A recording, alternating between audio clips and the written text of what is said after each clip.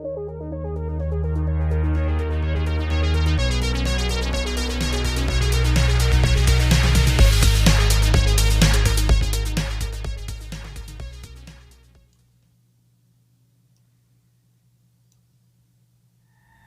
Friday night. That means it's time for the Don Tony Show.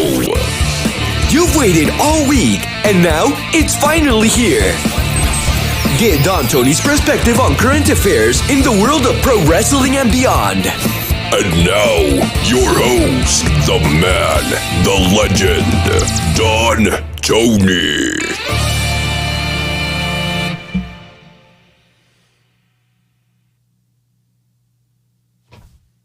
What's up, everybody?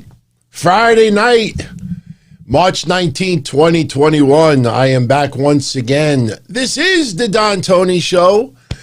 Much love, everyone. Anybody that's on my Twitter account, have you noticed the last 20 minutes? We got a lot of this. A lot of triggered people. Oh, my God. I decided to have some fun tonight. Very rare trolling by yours truly. I'm watching SmackDown and Roman Reigns cutting that promo. I never tapped out. And technically that's true. But when he made that comment to Daniel Bryan, something just immediately got in my head. And I remembered this. Dun dun dun dun dun.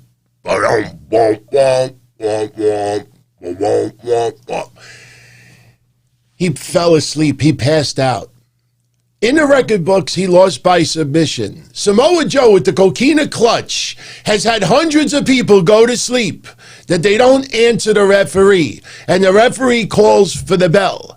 Even if they're not 100% asleep, they just can't respond. Their arms are limp.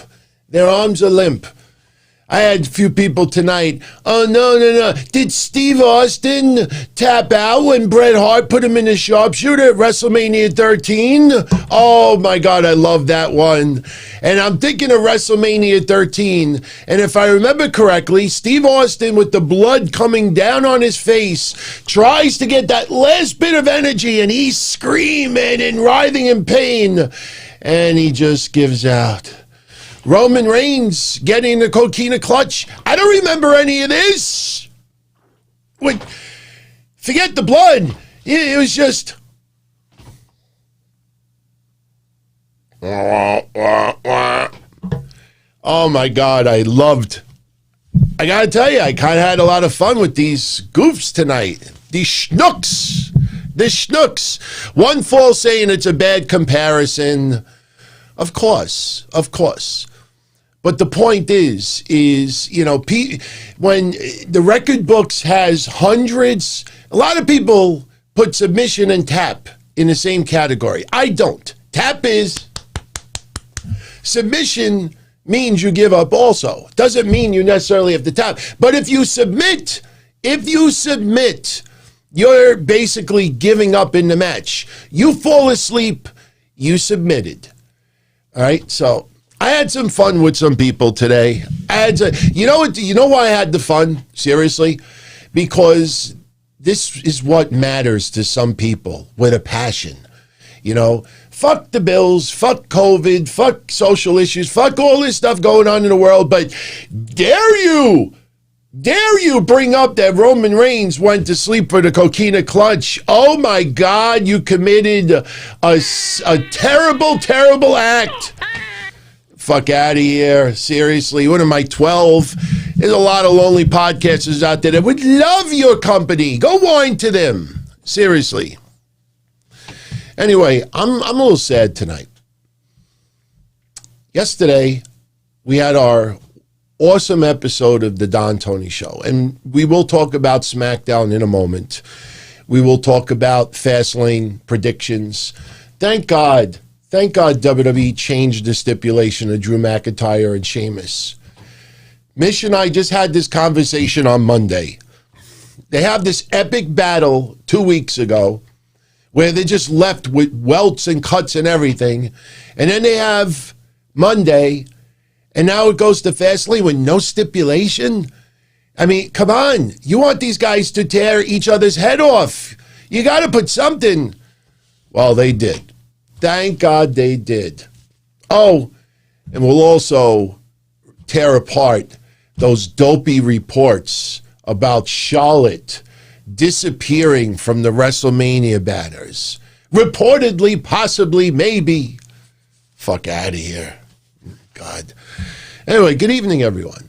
Special shout out to all my friends who are tuning in live right now. For our members out there, for the live Q&A call-in and stuff like that, we're actually going to do it next week, and we're going to break it up into 2 days. We're going to do half next Thursday afternoon and the other half next Saturday afternoon, because some of you are unable to make one of them. So we will pre-record it, and then once we get the episode done, we will put it online for everybody to enjoy. So, but anyway, why am I sad from yesterday? Yesterday, we shared and enjoyed more of the indie wrestling crap, indie wrestle crap, the stuff that I did back in the day on the indies. And yesterday, a lot of people loved all of the beatdowns and everything else.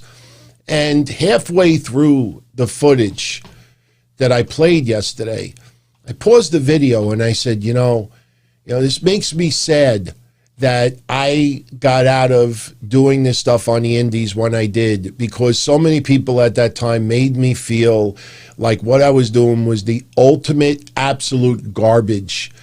And, I just really didn't have the incentive to keep doing it after a couple of years. And I also pointed out earlier this week that I was checking to see how some of these guys are doing, and almost everybody is retired now.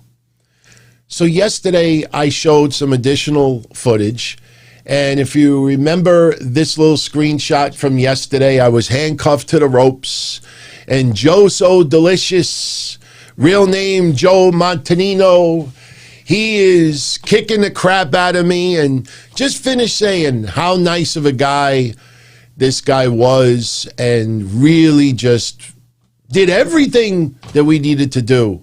Absolute professional. Well, after I aired that stuff from yesterday, I got about 15 emails from people that I used to work with and used to commingle with in indie wrestling. And of those 15 emails, 13 of them told me something that I didn't even know. And this is why when I bring up the wrestler deaths, and even those that 99% of the podcasters and websites will just ignore and not acknowledge, I always say that it's very important to show appreciation and love to everybody out there. And the worst part about it is when none of these people report some of these deaths, unless someone within the business tells you about it, you have no idea it happens. And that's why even now, whenever I bring up a death, look at my friend that passed away, Mike Frugeri. I mean, this guy was very, very important with the stuff that he did with Lucha Libre and everything. Not one website, not one brought up his death. Well, I just found out today that Joe So Delicious, that gentleman that I showed you earlier was beating the crap, but he died. He died 4.5 years ago at the age of 32. So it just really bummed me out today, because that just goes to show you that life is not guaranteed. Tomorrow is not guaranteed. And everybody was enjoying this yesterday. And, I brought up that 3 indie feds have asked me to do some managing again once COVID is out of here. And, you go through your mind like, hey, it would be cool if some of these guys are still around and maybe we could do something again, just to find out that this guy passed. Now, for everybody that has been loving this footage, let me just say one last thing before we move on to SmackDown and other topics in hand. And the ratings too, AEW and NXT. Yesterday, I mentioned that I got a little treat for all of you out there next week involving Johnny Rods. I brought up stories that Johnny Rods used to come by the VPW where we did all the shows, and he would hang out. And when I did one of those segments of threatening to smash Vinny DeGuido's head with the trunk of my car, Johnny Rods was looking in the window, and he walked in. And when I walked in, he said, "That's your car?" I said, "Yeah." He's like, "Oh my God." He is a fanatic with Lincolns and Cadillacs. Johnny Rods used to love pimping in Cadillacs and Lincolns, and for a half an hour to an hour, all we talked about was Lincolns and Cadillacs. Well, I got footage of Johnny Rods at the event that we were at, and he was going to manage one of our matches, but it didn't work out. And he did a segment with Joe So Delicious that is going to be an absolute treat. So we got that next week. So, you know, I had no idea that he had passed. And again, that sucks because I checked today to try to get some information on it. Not one website brought it up in 2016. One of Johnny Rods' favorite students and wrestled for numerous years. Not one website covered it. So, got the AEW and NXT quarter-hour ratings breakdown. Anybody that follows me on a weekly basis, you know why it is very important to get into these quarter-hour ratings. I know for some of you out there, and I'm sorry for sounding like a broken record, I know some of you out there, ratings don't matter to you. The ratings don't matter. Well, it does when you see trends of particular wrestlers losing viewers. And we're not just talking the lower card like the Jake Atlases and the Everrise and others. There are other big names that are not equating in the ratings. And the one person that we have been bringing up, and I have purposely brought up over the last month, is Finn Balor. And even though it's unpopular, I unfortunately started seeing the trend a couple of weeks ago that the bloom has fallen off the rose with Finn Balor as heavyweight champion. He could fight Roderick Strong. He could fight Adam Cole. He could fight Jesus Christ. He could team with Jesus Christ. Wait till you hear this quarter-hour rating for their main event, and you cannot say, well, everybody tuned in to see Thunder Rosa versus Britt Baker. Their rating was very good, but it wasn't one of those knock it out of the park ratings. You add up the quarter hours for both shows, and it was very unimpressive. Very unimpressive. Well, wait till I give you that number. Let's just put it this way. And it breaks my heart to say it, but again, I've also said with Karrion Kross, it's just way too early to really gauge how fans are accepting Karrion Kross. He started getting the momentum, won the title from Keith Lee, and then had the injury. Killed all his momentum. Since he's been back, the schmaz with Santos Escobar felt very random. Santos Escobar doesn't knock the ratings out of the park either. So you look at Karrion Kross overall, we haven't had one real deep, long, extended feud to really gauge the interest of the fans. But let's just say that Finn Balor and Karrion Kross made history on Wednesday. That's all I'm going to say. Kay Doherty, we talked about Keith Lee yesterday. Keith Lee will be back soon. I am not going to make public what is going on with Keith Lee because that is something very personal, and I'm sure he will share it with everybody once, the time is right. Just if you support Keith Lee, be a little patient, and ignore those reports that he's off TV because Vince just has nothing for him. Can we knock the Charlotte rumors? Can we just rip it up now? All that garbage? Let me show you how ridiculously stupid what's going on right now. All right. This was earlier in the week when they announced that tickets were going on sale this Friday for Ticketmaster. As we reported Monday, everything that we broke down Monday, as far as why the tickets were delayed, what the situation was. The situation with Ticketmaster, the pods, safety, everything else, and the tickets going on sale Friday or Saturday, everything that I got directly from sources was 100% accurate. Today, WrestleMania tickets went on sale. Yesterday, the pre-sale went on as well. WrestleMania tickets are almost sold out. Well, you are hearing it here first. We talked about it yesterday. I got it confirmed again today. Once all the WrestleMania tickets sell out, the secondary market can sell tickets as long as the pods are not broken up. If a set of 4 has been purchased, you must sell the set of 4. If you try to pretend that, it was 4, but you're only selling it as 2, and you're tripling the price because, trust me, there's going to be some heavy-duty, serious shit that these people have to deal with. But here's what I want you to know. That once these tickets are pretty much sold out, WWE and Raymond James Stadium are going to set up all the pods. Once all the pods are set up, they will see where they can add additional pods. Up to as much as 5,000 more tickets could go on sale. It's all going to basically come down to how you break up the pods. You got to understand something. You have and I think people will understand this. If you have a group of 4 people buying a pod, let's say 4 people buying tickets, you got the 4 people here. Now let's say instead of 4 people buying tickets, you get 2 sets of 2. All right. So now you have to have 2 here and you have to have 2 here. You have to have something dividing those 2 groups of 2. You see where I'm going with this? A group of 4 doesn't take as much space as 2 groups of 2, because those 2 groups of 2 may not know each other, and you have to socially distance the 2 groups of 2.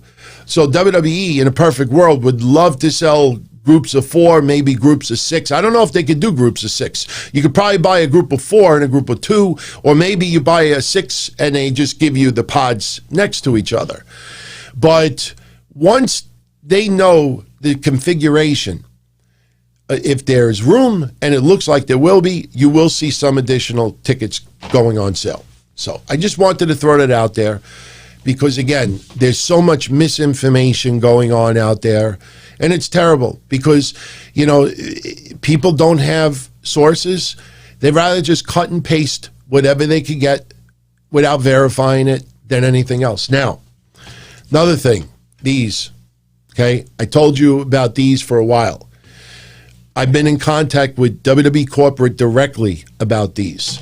All right. Now, this is what's going on about gift cards, credit cards, Roku subscriptions, and the WWE Network. If you live in the United States, as of the beginning of April, you will no longer have the WWE Network. If you charged with your credit card, WWE will automatically stop your reoccurring subscription. So you will not be charged for April, May, June, July, even if you forget, even if you had no idea I still had this, they will still cancel it. If you cancel, let's say you subscribed the 1st of every month, and they cancel you the 8th of the month. If anybody out there is going, I just lost 3 weeks of the month because I got charged for April, but they only gave me a week. They will prorate the credit back to your credit card. So, for example, if it's $10 for the month, I know it's $9.99, but let's just average it out to $10 to make it easier. If it's $10 for the month and you have April just for a week, they will credit you $7.50. If you have Roku and you're being billed through your Roku account, they will credit back your Roku account. Now, for those that have these, I have 3 of these. Each one is worth $60. WWE has set up an account with income incentives. And basically, that's like a redemption site where you redeem a code and then you could use whatever credit that is issued towards that code towards something else. So for everyone out there that may have one of these that never used it before, you'll be able to, very, very soon, you'll be able to go on a particular website, you scratch off the code, you type in whatever code is on your card, and then on this website, it's going to say, in the case of this, you have $59.94 credit. You could get that credit as an Amazon e-gift card. You could get that credit towards Domino's Pizza. You could get that credit and donate it to charity. You could get that credit and use it for GameStop. You could get that credit and use it for Walmart. You could get that credit and use it, and if the credit is big enough, you could get a Visa or a MasterCard, one of those disposable cards. All right? Oh, thank you. The back of the vest, I don't know if you can see it. I got to get it recolored. It is a patch. It is a patch, but yeah, this is when I was managing Reefer and Jay Lover. We were Brooklyn Queens Express instead of Expressway. The 278 is the interstate, Queens and Brooklyn. So, yeah. It's very big. It's very big, but I like it. I like putting it on once in a while. It brings back memories. So that's the deal with these. So you'll be able to redeem this for hundreds of other places. You're not going to lose whatever money you put into it. That's it. Plain and simple. So no one is going to get ripped off of money. I'm sorry for anybody out there that finds it difficult to just type in the word Peacock on your Roku and click, register. It takes literally a minute. I already registered for Peacock, but I haven't started a subscription yet. I will do it in a week or so. Maybe I'll do it tonight and just watch Fastlane on the Peacock, just so I don't have any issues the day of the pay-per-view. Benjamin hates scalping in general. Yeah, I hate scalping too. I mean, I liked it when I was able to buy Andrew Dice Clay tickets in 1990. Or Paula Abdul. Don't ask me why I went to Paula Abdul. Even though I see that commercial where she's dancing with herself from like 30 years ago. It's pretty impressive. I couldn't do that. But scalping is what it is. It is what it is. If you lose out on going to an event and you're willing to overpay a little bit to go see the event, then, you go to a scalper. It's the way it's always been, my friend. The way it's always been. Peacock. So now, since we got that out of the way, let's go back to Charlotte. See Charlotte on this banner?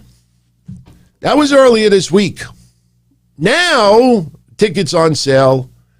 The banner is changed. Okay? Go look one more time. And now, they are showing you this. Wait a minute. Hold on. Okay. This is the banner you got now. And now all these websites, because they got nothing else to talk about, they're causing controversy. Now look very closely, everyone. Look at Charlotte. This is not Bray Wyatt, Alexa Bliss voodoo stuff. All right, ready? Oh my God, she disappeared. Oh my God, they took her off the fucking banner. Something is going on. Early in the week, Bad Bunny wasn't on this banner. I didn't see anybody. How come Bad Bunny's not on the banner? Why is Bad Bunny on the banner now? Because someone sees you know what? I'll even make it better. Alexa Bliss on her social media account. Here's where controversy. Look, oh my God, Bad Bunny's missing, but Alexa Bliss is on here. What's going on? But Charlotte is back. These people have no fucking sources whatsoever. The thing with Charlotte, as of right now, is this, plain and simple. The main banner that WWE wants to show everyone is this one. The wrestlers fighting for the heavyweight title, the wrestlers fighting for the women's championship, and Bad Bunny. Yes, there is another poster floating around with this, minus Bad Bunny. The reason The number one reason why Charlotte was taking off of this poster is because Charlotte is not been announced as a match yet. Asuka is still the champion. Nobody, some people did, let's be honest, some people did, but all of these goofy goofs, these schnooks that have been writing for the last 24 hours that Charlotte is mysteriously missing from the poster, where are all of you saying, how come Asuka's not on this poster? Oh, that's right, you all reported that Asuka had this bad concussion. They took Charlotte off the poster because Charlotte hasn't been announced a match yet. It is not official that she is going to be taking on Asuka. You have to wait until Monday.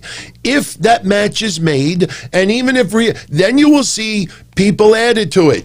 But the big poster that is floating around right now is this one, and it's pretty much the champions and the challengers and Bad Bunny. That's it. It's not rocket science. I'll give you more. That's not rocket science.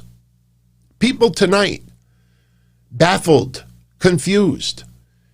Why did Rey Mysterio and Dominik Mysterio beat the Street Profits just to lose to Otis and Chad Gable? Oh my God, I feel like it's 1991 again. What's wrong with these people? There are only 4 tag teams on SmackDown. Otis and Chad Gable, Robert Roode and Dolph Ziggler, Dominik and Rey Mysterio, and the Street Profits. None of them have a match yet at WrestleMania. So they want to have Dolph Ziggler and Robert Roode defend the titles at WrestleMania. So WWE wants to have all 4 tag teams fight for the title. Tonight you had it kind of awkward where 2 baby faces and Rey and Dominik took on 2 baby faces, which is the Street Profits. The reason why the Mysterios won is because every team needs a win, a very recent win, as a reason as to why they should deserve a championship title match at WrestleMania. So tonight they got 2 out of the 3 teams out of the way. Otis and Chad Gable won. The Mysterios won. The Street Profits will win, or they will go back a week or 2 ago. And all 3 teams will talk about the fact that they won and they all deserve a shot, and there will be a 4-way tag match at WrestleMania. It's not rocket science, everyone. Tamina and Natty. Mish and I talked about this on Monday. Tamina and Natty. It was so stupid last Friday on SmackDown that after the tag match, when Bianca is walking down the rampway and Sasha, and you got Nia and Tamina in the ring, and Natty, or Nia and Shayna, and Natty and Tamina standing next to them like they're about to go out for lattes. What happened to the segment with Tamina and Natty telling Sonya Deville, we should get a shot at the tag titles? Meanwhile, you're standing next to the tag champions and you're not doing it. Remember the conversation last week? You're not doing any of this. Those are my belts. So what happens tonight? Bianca Belair takes on Shayna Baszler, and they have Natty and Tamina attack both. Why? Because Nia and Shayna will retain Sunday. We'll probably get that Reginald situation rehashed again. And then they planted the seed that the Riot Squad deserve a shot. Natty and Tamina deserve a shot. Maybe Lana and Naomi deserve a shot. And you will have women from Raw and women from SmackDown, and there will probably be a gauntlet match like we talked about Monday. And that's why you're seeing what you're seeing tonight.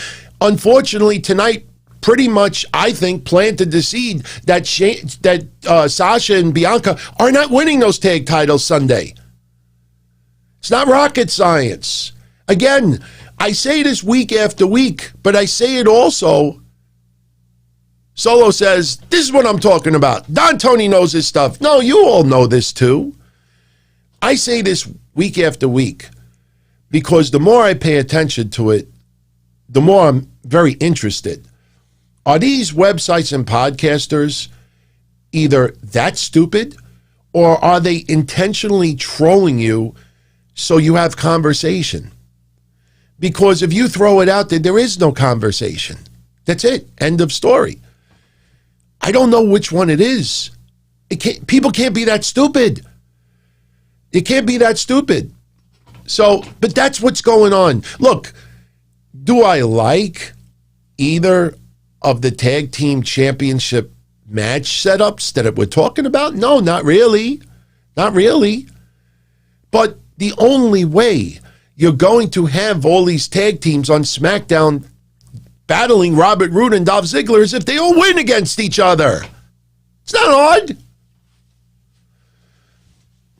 Michael Gonzalez, I don't know if Charlie Caruso will be back with WWE. Let's be honest, most of us out there, appreciated her beauty.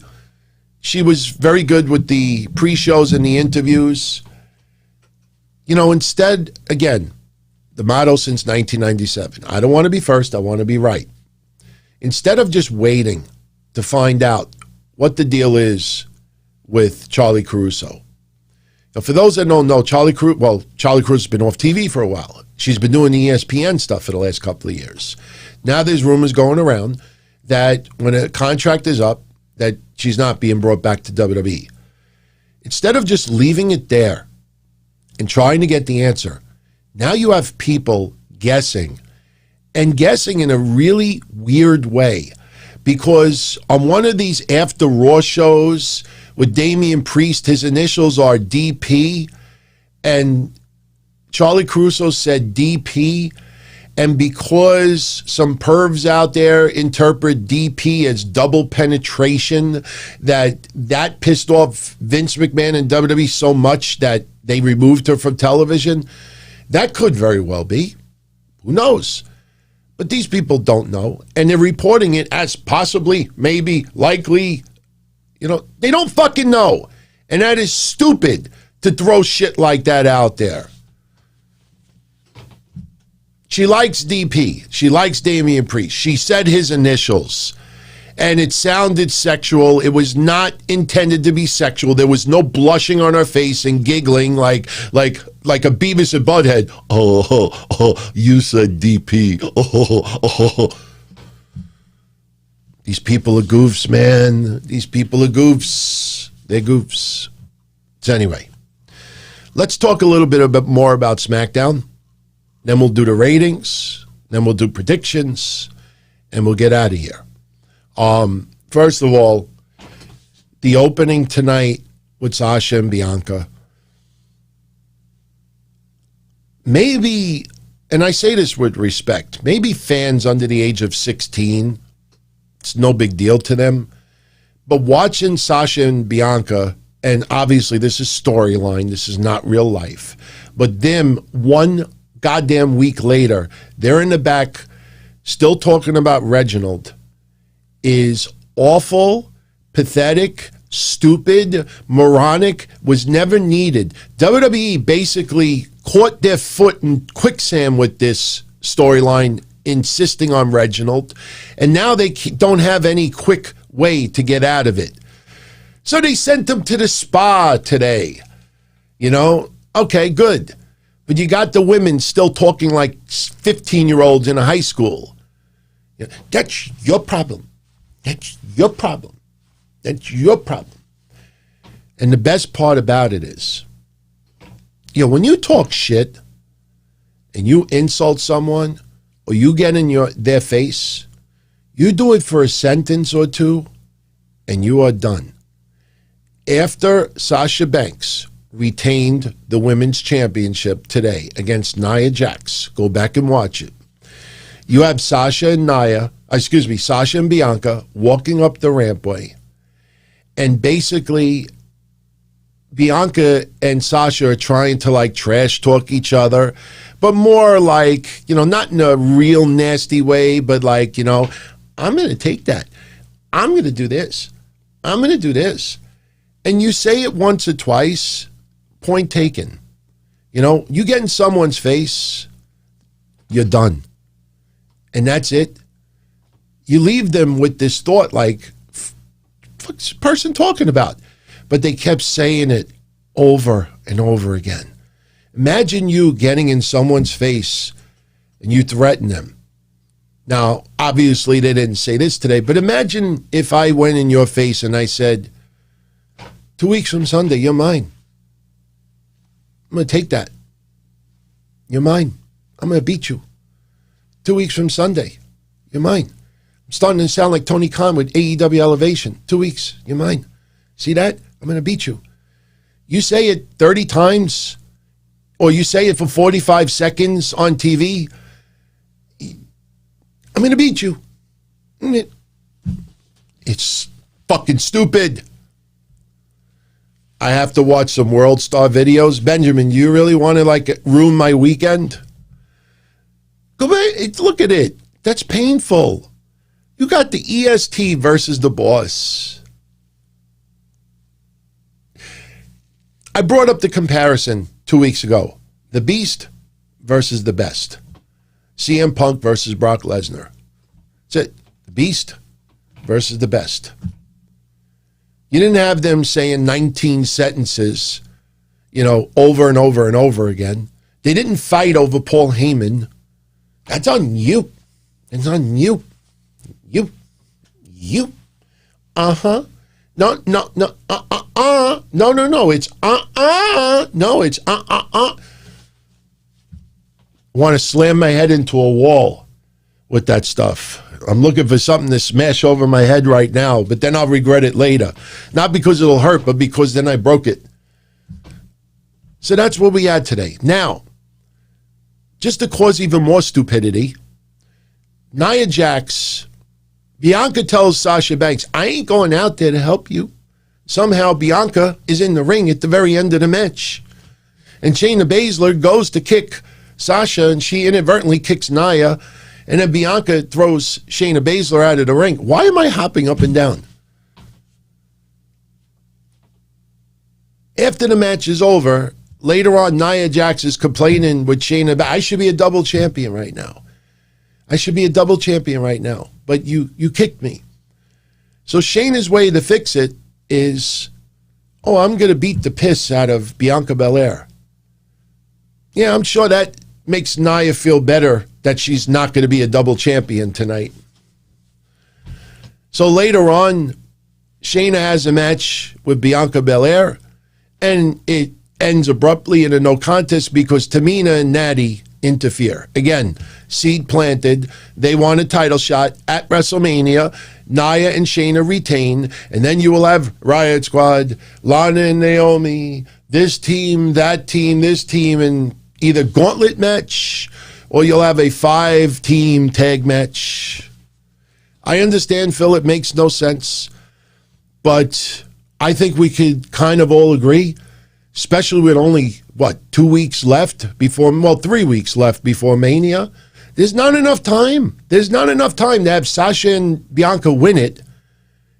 And then what are you going to do? Lose it on next Friday SmackDown? And then a week later is the go home, I think, to Mania. I don't know, man. To me, it just feels like all the seeds are planted.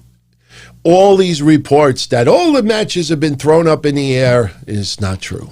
So, what else do we get tonight? Oh, Edge early on, SmackDown, it's my home. He brings up memories. We see a couple of memories tonight. You don't flash memories of Edge all night long if he's not going to be special guest enforcer. Edge has been back for a while. If Edge was unsure of who he was going to challenge for Roman Reigns, or even when it was first announced, then you show all the highlights. You see him cashing in, winning the title from Undertaker. That kind of coincides more of when he first challenged Roman Reigns or won the Rumble. You do all these flashbacks tonight, you're pretty much telling everyone that Edge is going to be special guest enforcer. Simple. By the way, with Hogan, it was announced tonight that Hulk Hogan and Titus O'Neill will be your WrestleMania hosts. Cancel culture will not be able to pull a fabulous moolah this time. Again, I'm still blocked by Hogan. Hogan, I wanted to give the benefit of the doubt. As far as I know from people, that he is truly repented for his behavior in the past and has learned and educated himself. But he was not man enough to go to a lot of black schools when a lot of people suggested it, to basically have the conversation and, basically admit he just didn't want to be embarrassed, But at the end of the day, he has to answer to the black community, not to me. And, I live in a country where you are entitled for a chance of redemption unless you do something, extremely, extremely disgusting and unforgivable. So there's been no proof that Hulk Hogan has done anything or said anything for a lot of years now. And if some people in the black community, wrestlers, fans, or anyone else, still don't want to forgive him, that is their right. I totally respect it. And they don't care whether I respect it or not, which is true. And it's the right thing. But as far as Hogan goes, he should not be banished, banned, removed. WWE, wants to work with him still. He is paid a heavy price, deservingly so. And some people feel that price is not enough. But for some people out there will never be the price paid.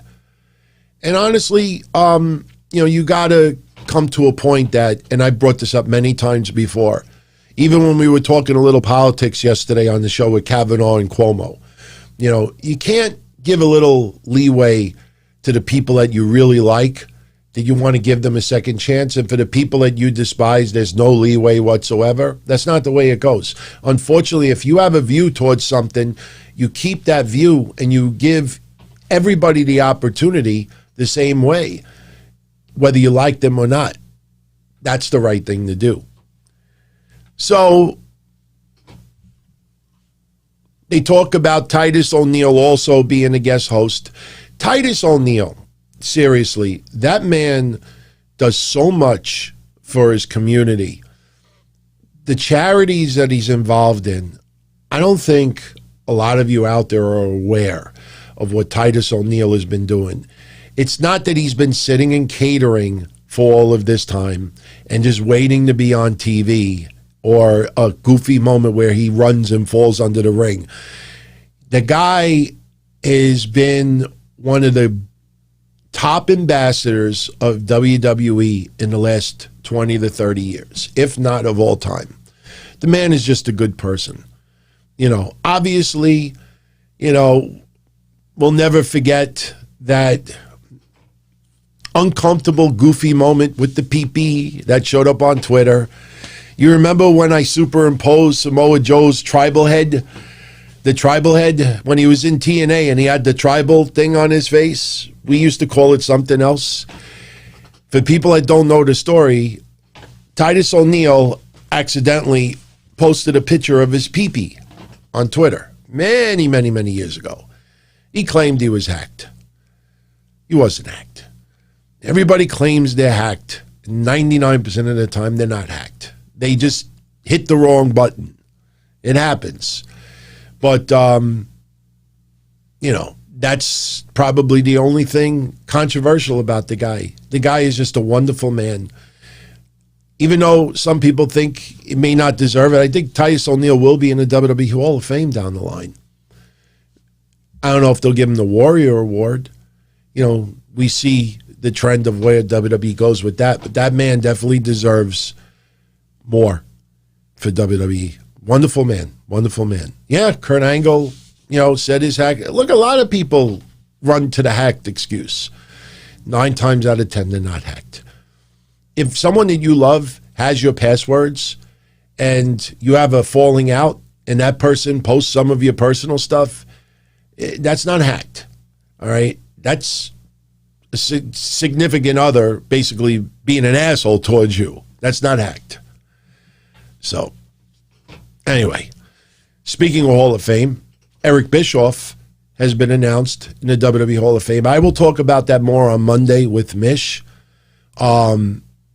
Definitely, yes, Kevin Milwaukee, that's what we used to call it. I try not to curse as much on the show. I curse when I get mad, when I see stuff on TV that's just really, really beyond, not for WWE standards. It's just lazy or careless, some of that stuff. I don't know what audience they're trying to cater to with Bianca and Sasha acting like 13-year-olds, arguing over a teenage boy. That teenage boy had a crush on Sasha, and Sasha was just leading him along and playing with him, but she really had no interest in him whatsoever. And it causes a little bit of a rift between two friends. And then they just keep fucking talking about it and talking about it and talking about it and talking about it. And meanwhile, the guy's moved on. He's getting that Naya loving. Not really, but. So Eric Bischoff we'll talk about on Monday. Way overdue. Obviously, because him being an extreme competitor of WWE. But I think people forget how many years ago Eric Bischoff showed up as the general manager on Raw. Eric Bischoff! Remember that? That was epic, man. Freaking epic. Loved it. Never thought I would see it. Always hoped I would see it. That's been a long time ago. I'm glad that they put him in the Hall of Fame. There's a few names that need to go in the Hall of Fame sooner than later. So, yeah, sometimes I can bang out a good impersonation if I don't think about it. If I overthink it, it comes out horrendous.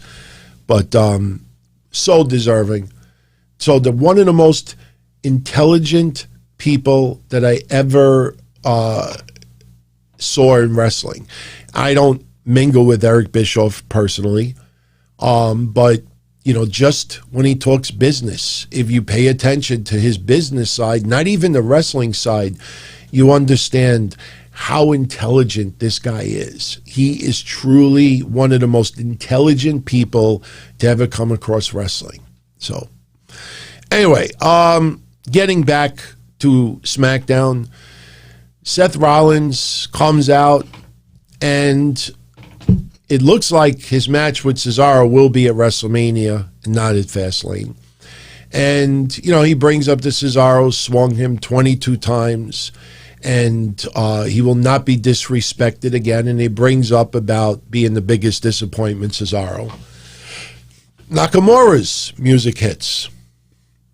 And even though he hit the Kinshasa on Seth Rollins today, we're now 4 weeks of decline for Shinsuke. And unfortunately, what we predicted happened.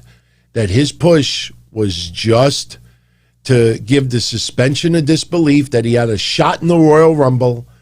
Once the Royal Rumble was over with, it's right back to the status he was before. Said, wouldn't be surprised if we have Shinsuke versus Seth Rollins next week. And even if Shinsuke were to win, it would probably be a distraction. Cesaro would come out, Seth would look the other way, and Shinsuke. And by the way, you've heard me complain numerous times now on Wednesdays about these cheap roll-up victories that AEW is doing with a lot of their biggest stars. That is the new, we can have this person get pinned. We'll just do the roll-up because the roll-up is unexpected. And they don't have to eat the finisher of the other person. We got that tonight with Sasha and Nia. The roll-up. You want to ban leg slaps? Ban the roll-up. Ban the roll-up. Austin is saying it's at Fastlane, then they must have announced it late tonight. So I expect it's still to go to Mania. All right, so it's at Fastlane. It's still going to go to Mania. Oh. I take it back.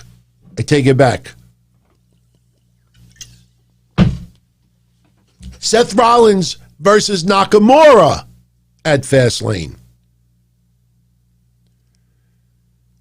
That match might steal the show. But why are they doing that? That's like Matt Hardy on AEW. I got the Butcher. I got the Blade. I got Bunny. We're going to destroy the Dark Order. And the next week, they fight everybody but the Dark Order. Seth Rollins versus Nakamura? For what? So Cesaro could show up there, distract Seth Rollins, and Nakamura gets the roll-up win? Or Seth Rollins gets the win on Nakamura. Either way, it does nothing for Nakamura. I don't like it. I like the match, but I like good storylines too. Nakamura and Seth Rollins will tear it up. Don't be surprised if I say Sunday night. It is red. Don't be surprised if I say Sunday night that Nakamura and Seth Rollins is my favorite match of the night. Could very well be. But I'm looking in the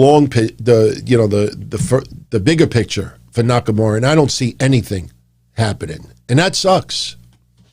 That sucks.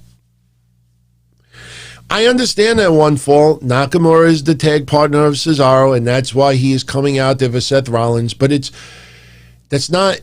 You don't just because he comes out today.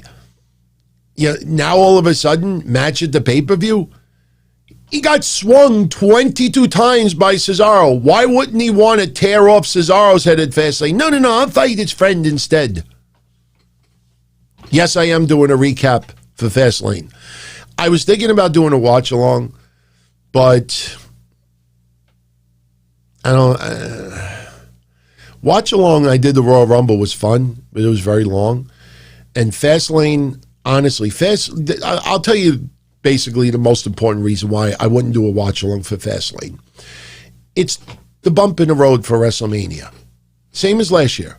It's the final stop before Mania. It's the bump in the road. And there'll be some important things coming out of Fastlane. We'll find out if the Roman Reigns match at Mania becomes a three-way. We'll probably see The Fiend show up at Fastlane. And we still don't know about Brock Lesnar. I've been saying it for 3 months. Few people have pointed out to me the last couple of days that the WWE Raw roster now shows Brock Lesnar again. Not saying that it's going to happen. I've been saying this for a week now. I don't see WWE doing 2 three-way matches at WrestleMania for the heavyweight title. I don't see it. I think one of them would be one-on-one. The other one could be a three-way. But I think the recap is better for Sunday, especially since we don't have that many matches announced. And some of these matches, like I said, Nia Jax and Shayna versus Sasha and Bianca. What are you going to really talk about that? Oh, they retained, falling out, Reginald involved. That's pretty much what you're going to get.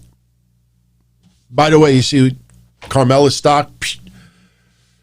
WWE has a hard time keeping certain people on a certain level, man. That's WWE's fault, not Carmella. Sam, Alexa Bliss, and Randy Orton. We'll do predictions later. But, a lot of that's going to be pre-recorded. You're going to see some special effects. And like I said, I want to see the Jack in the Box open. I'd like to see Randy wind the Jack in the Box. We'll see what happens. So, as I said earlier, we have the Street Profits lose to Dominik and Ray. Just to have Dominik and Ray lose to Otis and Chad Gable. You have commentary, Robert Roode, Dolph Ziggler, and again, this is all designed to have a four-way for those tag titles at Mania. That's it.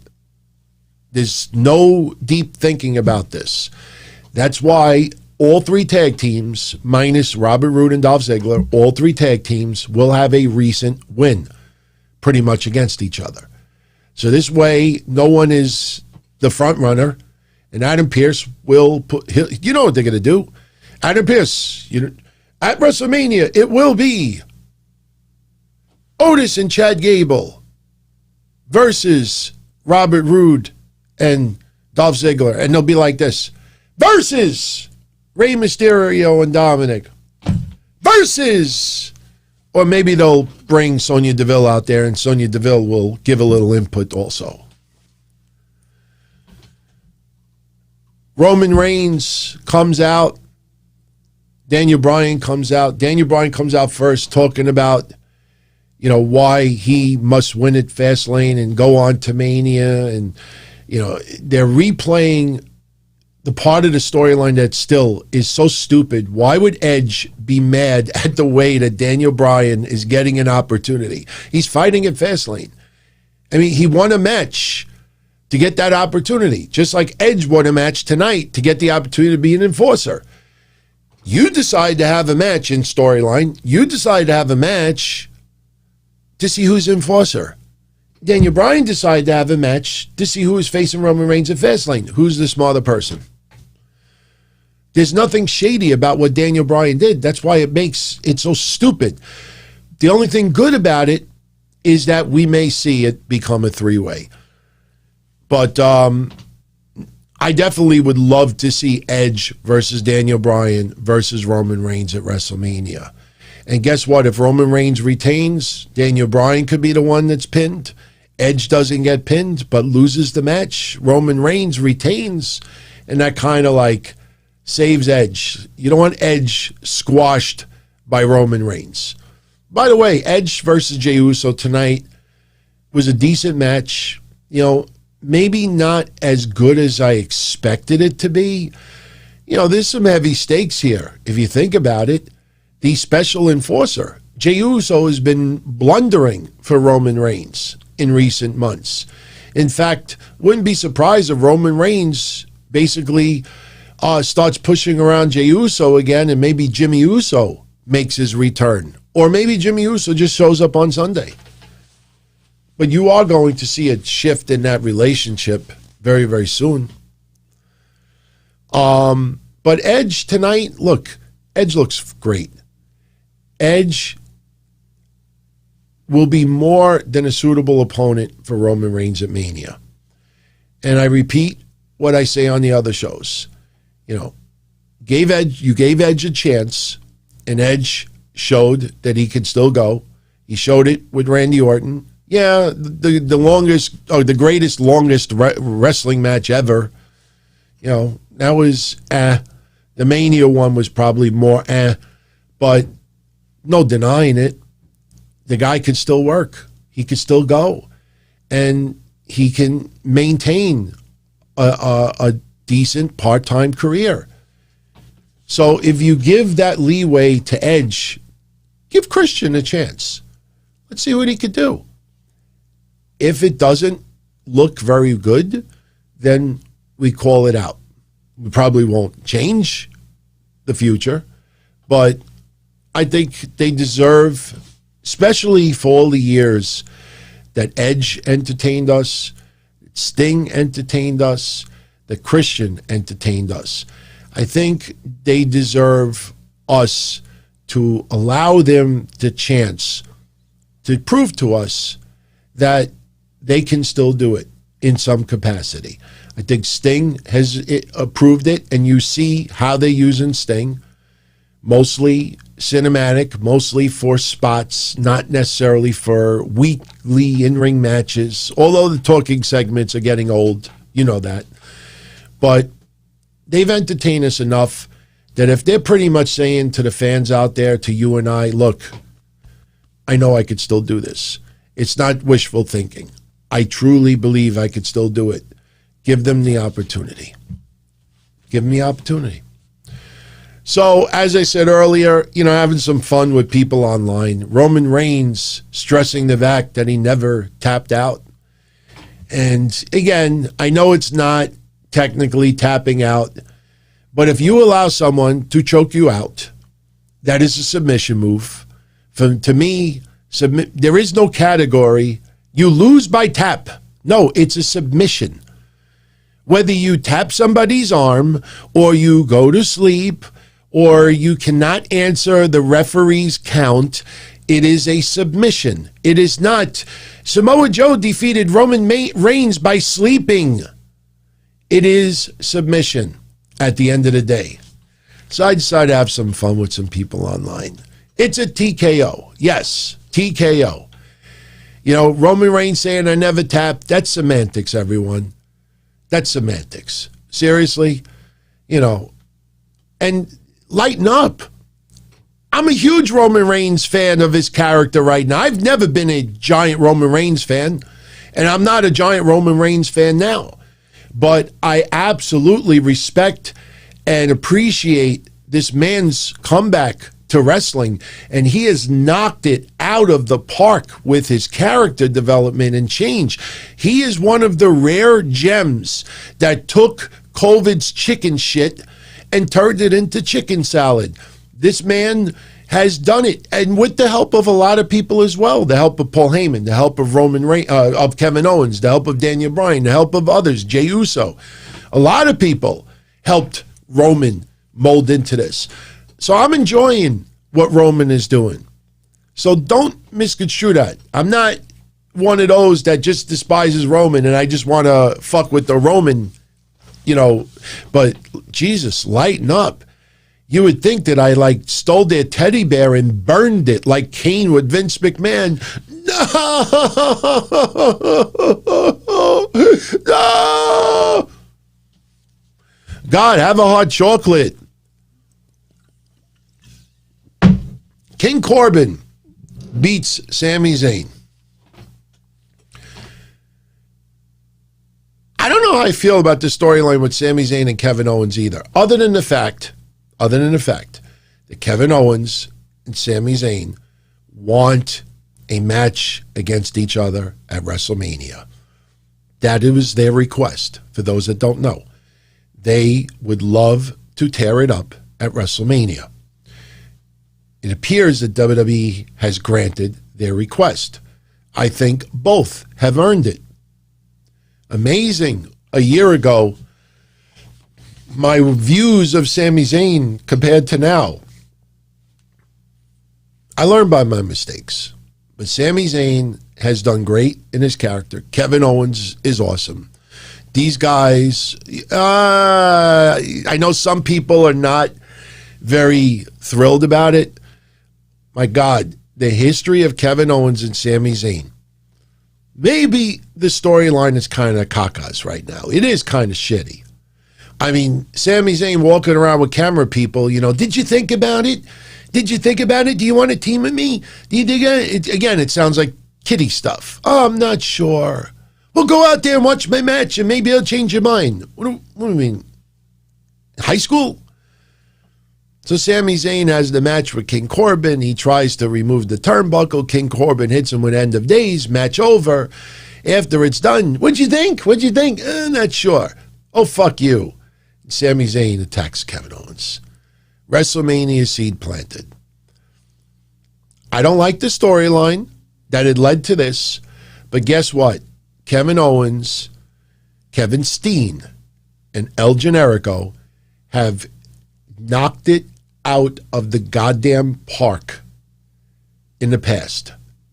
You have two guys like that of that ability, and they are close friends, and they get the opportunity as close friends to tear each other apart at WrestleMania. These two guys will put it all out there. That's something you would want. Something I think you would want. Again, I don't like the whole storyline. Did you think about it? Like the little kid from Family Guy. He's like, oh, can I go? Can I go? Can I go? And he's like this. That's what Sami Zayn needed to do tonight. Did you think about it from last week? I feel like I'm 12 years old sometimes watching SmackDown, and that's not a good thing. I don't want to be 12 again. Big E and Apollo. Split screen interview. You're talking to a Nigerian. No, I can't do the impersonation. I don't even know what I sound like. Apollo Crews, Big E with that, intense smile, but the pissed off smile, like, okay, I could see that. Maybe Apollo Crews, a little King Booker in him, maybe. It's not a bad comparison. But, this is one feud that has turned into something really, really good. And I hope it leads to WrestleMania. Because you remember early on, we thought the possibility of Big E winning the Royal Rumble and going on to Mania to take on Roman Reigns. You got to think about what's going to happen after WrestleMania. If Apollo were to beat Big E for that title, is it possible, if Roman Reigns retains, that the first feud coming out of WrestleMania would be Big E versus Roman Reigns for that title? Don't know. But tonight, they intensified this feud in the match coming up. They had the split screen interview, and Big E is, telling him, enjoy the next 2 days before Fastlane. Apollo Crews' future is dark and dim and bleak. Apollo's reminding him you're talking to Nigerian royalty. And, then we had a little backstage brawl. It was a little, reminded me of a horror film. And for some reason, the victim doesn't just turn around and just run away. Big E shows up with the golf cart. It's not a Sammy Guevara or, even the Kevin Owens, Roman Reigns, golf cart segment. Big E just decides to run into a table. But Apollo runs the other way, and he just stops. No. And he gets his ass kicked. There's an open gate right behind you. It's like a bad horror film. He's about to kill you. Turn around and run. I'm looking forward to that match Sunday. I think Apollo Crews has done a pretty damn good job also tweaking his character. I think no live fans in attendance helped Apollo Crews tremendously because you really can't gauge the fan interest right now. And the more he progresses in his character, the more people are speaking out and saying that they really like it. So he builds this to WrestleMania in front of live fans. I think a lot of fans will get into Apollo. So we'll see. We already talked about Bianca and Shayna. We already talked about Edge and Jey Uso. Edge will be the special ring enforcer at Fastlane. And, right now, the big question is,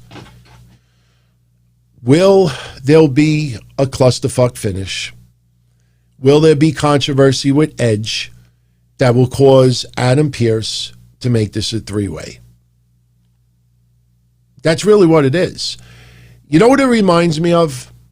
Reminds me of when Bret Hart was going to be feuding with Shawn Michaels leading up to Survivor Series, the Screwjob.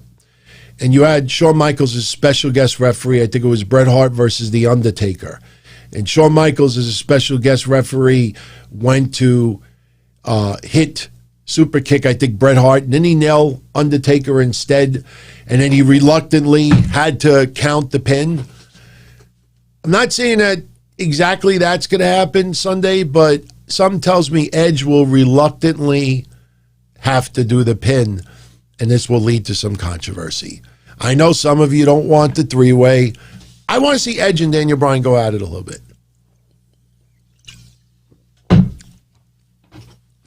Let's talk about predictions.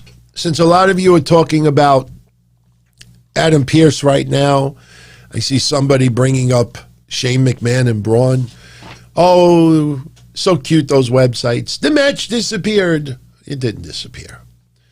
Braun Strowman versus Shane McMahon.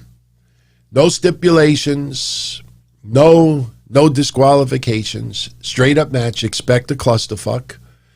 The big question is, will this bleed into WrestleMania? I think it does.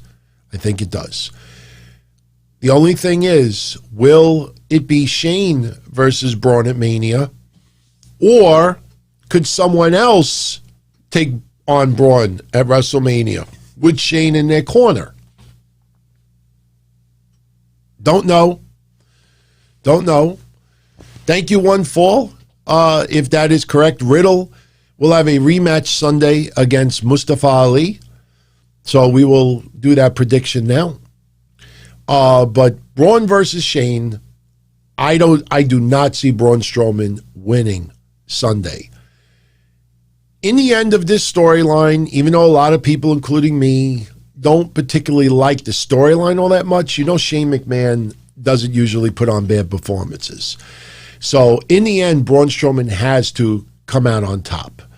So you're not going to make him come out on top at Fastlane unless you have no interest in having this lead into WrestleMania. WrestleMania is only a couple of weeks away. I personally think you have to have Braun and Shane at WrestleMania with some type of a stipulation. So I am going to go with Shane McMahon winning Sunday. I definitely do not see Braun getting a win. I do not want to even see him win by DQ. I want to see something happen, even if it's bullshit, to set up a further match at WrestleMania. And I know a lot of you out there don't like how Braun is being used right now, but the guy was injured, and he came back right at the beginning of the road to WrestleMania. By then, everything is mapped out. Sorry, Braun. We can't interject you with this person or this person, but you know what? Maybe we could do something with Shane. That's all it is. Maybe Dabba-Kato gets involved. I don't think Adam Pearce will get involved. Only because Adam Pearce is going to have to make official some of these other Mania matches. Unless Sonya Deville does that and Adam Pearce does other things. In fact, I think Sonya Deville will be the one to announce the multi-team women's tag match for Mania. So I'm going to go with Shane McMahon. Riddle having a rematch with Mustafa Ali. Riddle will win without a doubt. The falling apart, the pieces are breaking for Retribution. The only thing that we're waiting for is, does Retribution just walk out on Mustafa Ali, or does Retribution beat the shit, pardon my language, out of Mustafa Ali?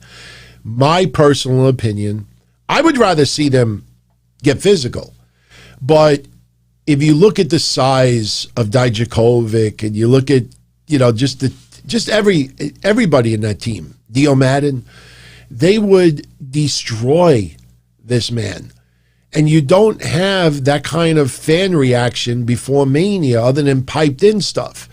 So I think, and it could happen at Fastlane, I think ultimately Mustafa Ali is going to yell at the members of Retribution, and they're going to just say, I'm done. And they're just going to turn around and walk away, and he's just going to be standing there, where you going? You fools, you failures. That's right, just walk out. That's probably where they're going to go. It either will happen at Fastlane, or Ali loses, and then it carries over to Raw. But will Retribution get Retribution on Ali? I don't know. But I say Riddle retains. Big E versus Apollo Crews for the IC title.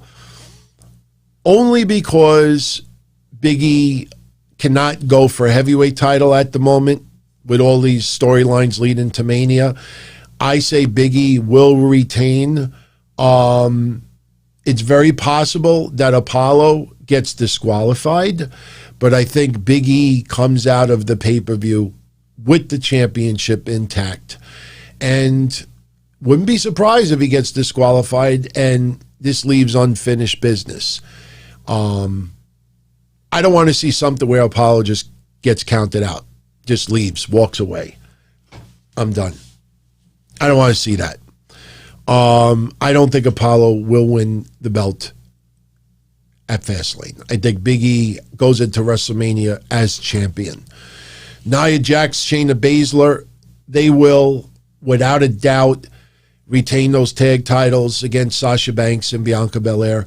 Like I said before, there's just not enough weeks left to have Sasha and Bianca win, then to have some controversy where they lose, and then you need a week with this falling out, and then it's got to intensify into Mania. It's just too much too soon.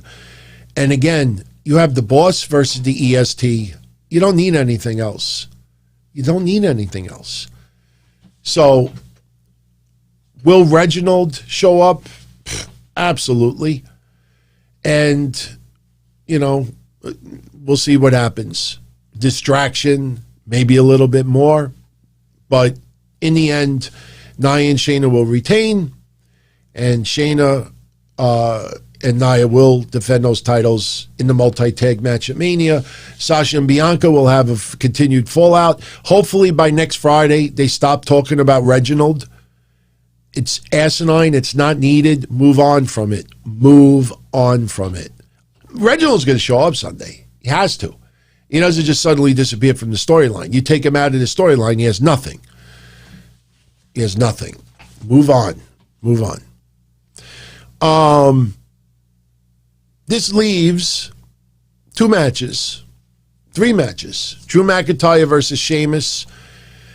We wanted something more in this match. If you remember the conversation Mish and I had on Monday, Sheamus and Drew McIntyre tore it up 2 weeks ago. And they had to end the match abruptly because of the steel steps. Then they had a great match on Monday. And it's got to come to a concise conclusion. You want these guys to be able to beat the crap out of each other without a possible disqualification. So now, tonight, WWE has changed the stipulation to no holds barred. I love it. Drew McIntyre has to come out on top so he can have some momentum going into WrestleMania. Although, wouldn't it be something if Brock Lesnar were to show up and F5 Drew McIntyre, leave him laying, and Sheamus gets the pin? Doesn't give any momentum to Sheamus. But Brock Lesnar comes back and he wants in at WrestleMania. I'm not saying that's going to happen. I have said for 3 months, I want to see Brock versus Lashley versus Drew. 2 months, maybe, not 3. But I think no matter what, Drew McIntyre, he's got to have momentum going into Mania. So if Brock does not show up Sunday, Drew McIntyre needs to get the win. Plain and simple. The only way I see Drew losing on Sunday is if Brock gets involved. Or Lashley, but I think Lashley will be there, but I don't think Lashley will cause Drew to lose. So, Roman Reigns versus Daniel Bryan, Edge special guest enforcer. I already said we'll probably see something happen, and Edge has to reluctantly count the pin. I almost think that's a guarantee. Edge has to do something, has to happen where Edge doesn't want to count the pin, but must. But then again, he's not the referee. He's just a special guest enforcer, you know? So you're going to see Roman Reigns get in his face. You might see a little falling out with Daniel Bryan and Edge. You know, we'll see where it goes. But like I said, it's going to be interesting if Jimmy Uso makes his return. It's going to be interesting if Jey Uso has a miscue Sunday. But no matter what, Roman Reigns retains the championship. Yeah, Edge could very well, Soulfly, inadvertently spear Daniel Bryan. Daniel Bryan is knocked out. Just like I said, instead of Shawn Michaels chair bashing Undertaker, Edge inadvertently spears Daniel Bryan. And then Roman Reigns puts Daniel Bryan in the ring, tells Edge to count, and Edge reluctantly, pause. We will see. Roman Reigns retains, obviously. Now, the match that has a lot of us confused. Alexa Bliss versus Randy Orton intergender match. Well, we know the history of WWE, and they're not interested in having men beat up women for the most part. You might get one move once in a while. This is going to be pre-recorded. This is going to be all sci-fi stuff like they've been doing. And this is going to lead for the return of The Fiend. The big question is, how does he return? Are we going to have some hocus pocus where Randy Orton thinks he's about to hit Alexa Bliss and then suddenly another Randy Orton is on the screen? Or you're going to see a lot of that playing with the look, this is one of the last times WWE's going to be able to do this. Once they have live fans in attendance week after week after week, you're not going to get away with this sci-fi stuff. They come to a commercial, they come back, and suddenly Alexa Bliss is wearing all black and she's got black makeup on. You're not going to have live fans in attendance with their cell phones. Look, they're doing makeup during the commercial break. This is all pre-recorded stuff. And again, for those that don't know how Thunderdome works, the people who are in Thunderdome, I've done it 5 times already. The people in Thunderdome, whatever they see on their screen is what we see at home on TV. So when they see what the Alexa Bliss transforming in the ring, suddenly there's swings in the ring. Suddenly there's a whole bedroom of gifts, toys in the ring. That's all pre-recorded stuff. There's no hocus pocus. They see what we see. So the Fiend does show up. This obviously has to come to a concise conclusion as far as the match goes. I think the Fiend shows up, beats up Randy Orton a little bit, and I think Alexa Bliss gets the pin. Or some hocus pocus where Alexa Bliss turns into the Fiend. I just don't see the Fiend getting a pin on Orton before Mania and vice versa. So we're going to see some special effects, splice and dice, hocus pocus, pre-recorded. You know, that's what you're going to see. But the one good thing, and we've been saying this for a couple of weeks now, this storyline will take a dramatic shift on Sunday. So, and that is your Fastlane pay-per-view. I think, overall, I think it's going to be an okay pay-per-view. Is it going to be one that we'll remember for a long time? Maybe for the return of the Fiend. We'll see what Edge does. And I like SoFly's idea of him inadvertently hitting Daniel Bryan, causing Daniel Bryan to lose. In fact, SoFly, I'll make a combination of what I said earlier about the Shawn Brett Undertaker stuff and what you said. It almost starts to make complete sense now. Edge gets baited by Roman Reigns. Edge goes to spear Roman Reigns. He moves out of the way. Daniel Bryan gets speared instead.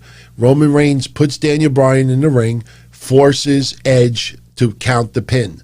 Then on SmackDown, Daniel Bryan complains to Adam Pearce that your special guest enforcer cost me the match, and that is unfair, and I could have won and been champion at WrestleMania. And Adam Pearce makes it right by putting Daniel Bryan in the match at WrestleMania, making it a 3-way. How does that sound? I think that sounds pretty good. I think it makes a lot of sense as well. So, before we get out of here, you know what? To quote the late Pat Patterson, that's the story. Remember? Beyond the Mat? That's the story. Oh, no, that was Wrestling with Shadows. Remember? He called the whole match with the Hearts in Canada against Steve Austin and Ken Shamrock and I think the Road War. Remember that match? It was a Canadian Stampede. Was that the match? And you see in the match go off. Oh, we could even have Stu and Helen like get involved and like grab somebody, and then oh, this happened. That's the story. I know, Darren, it's not the most creative. Look, if we could come up with this scenario and it happens perfectly, does that mean that we're all of us talking right now, you included? Does that mean that we're all good enough to write for WWE, or are they that freaking predictable? I think they're that freaking predictable. But I wouldn't mind writing with SoFly. I wouldn't mind it at all. So, anyway, I want to give a special shout out to the family. And again, next week we'll do 2 halves of like Q&A, call-in. We'll do half, I think, Thursday afternoon. That's the plan, and next Saturday afternoon. So I want to thank you all.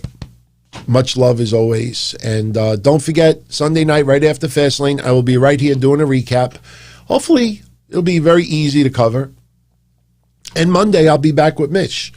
We'll talk fallout from Fastlane. We'll get into Raw and a few other tidbits as well.